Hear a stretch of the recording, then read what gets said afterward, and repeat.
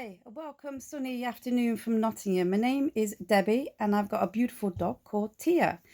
We are hopefully going to be called D&T Campervaning with Fibromyalgia. Now this is my little story of how I'm going to cope with campervanning. Give you a little bit of history. I have done some caravanning and I've just recently sold my caravan and my beautiful car, which was a Sportage.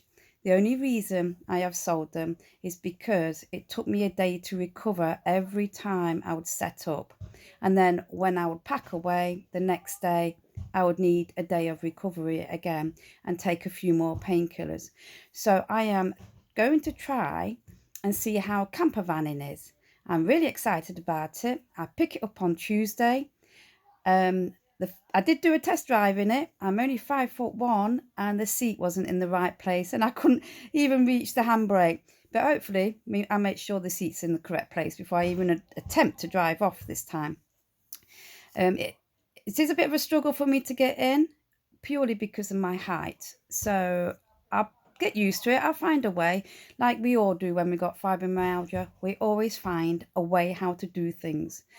Now, the reason why I'm doing this is purely to see, well, I'm hoping it's going to give me a brand new life. Now, I've had fibromyalgia for 30 years. I have gradually got worse. I have worked all the way through it until May 2022. And I retired from being self-employed, running a fantastic pub for 20 years. I thought I might have struggled not working, seeing as I've worked all my life. I didn't. I wish I'd done it earlier. I have gone around in the caravan and explored a few places, but this is going to be a little bit on campervanning. Never done it before, so I'm going to make some rookie mistakes. I'm just going to learn as I go along. And if I look an idiot, I look an idiot. But I might be able to get the message over to some fibromyalgias that we don't have to stay in. Me personally, I need fresh air, sunshine on my body, and the heat that I need, because the heat really helps my body. I know we don't get this all the time in England, but we also need to occupy our minds and have something to look forward to. So I'm going to do more traveling this year, hopefully. It won't be so stressful on my body, so I'm not overdosing myself with loads of painkillers. Now, the fibromyalgia sufferers will completely understand this. We have to pace ourselves. And I'm hoping to pace myself.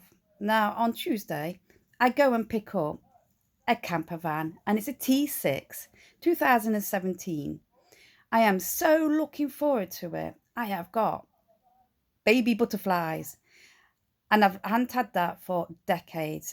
So I'm hoping the weather's sunshine according to the weather, but we know what UK weather's like.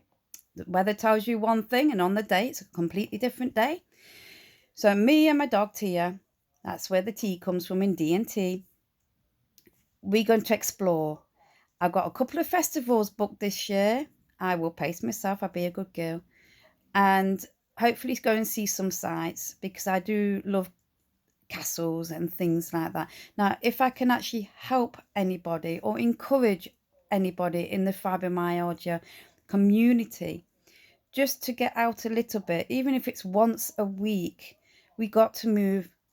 This is me personally, I'm not trying to tell anybody else how to do it. I've got to try and keep moving. If I stop moving like I did in COVID, yes, I took less tablets because I wasn't at work, but I could feel myself seizing up, and then the pains in the morning were harder.